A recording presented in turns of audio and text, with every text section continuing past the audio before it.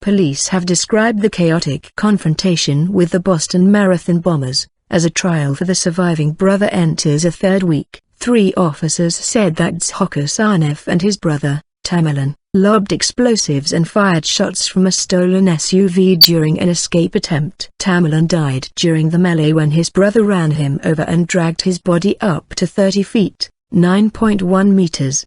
The officers spoke at Dzhoker Tsarnaev's murder trial in Boston. His lawyer concedes the brothers were behind the attacks that killed 3 people and wounded more than 260, but says his client was influenced by his brother. The skirmish began in the early hours of the 19th of April 2013, several days after the bombings, when an officer spotted a stolen Mercedes SUV. The officer, Joseph Reynolds, said he locked eyes with Tamerlan Tsarnaev, who was driving the vehicle and who got out of the car and began firing at him. As more officers began to arrive on the scene, the brothers began throwing bombs, including a pressure cooker bomb, similar to those used at the Marathon bombing, and 2 pipe bombs. Another officer, Sergeant Jeffrey Pugliese, said he was aiming at the ground so that the bullets would strike the brothers' ankles. Tamerlan spotted the officer firing the non-lethal shots, and began running towards him while returning fire. The bomber's pistol stopped working,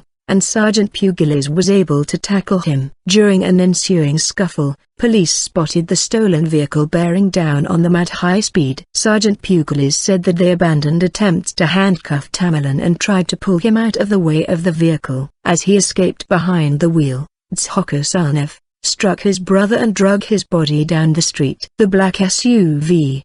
"It was right in my face," he said. "I looked down, and I saw the front wheels were over Tamerlan." A massive manhunt led officers to discover Mr. Tsarnaev hiding in a boat parked in a back garden. Earlier on Monday, jurors were taken to see the boat, which is riddled with bullet holes. Defense lawyers claim that Mr. Tsarnaev was pressured by his older brother. Prosecutors say he was willfully involved. The jury will decide whether the 21-year-old faces the death penalty if convicted.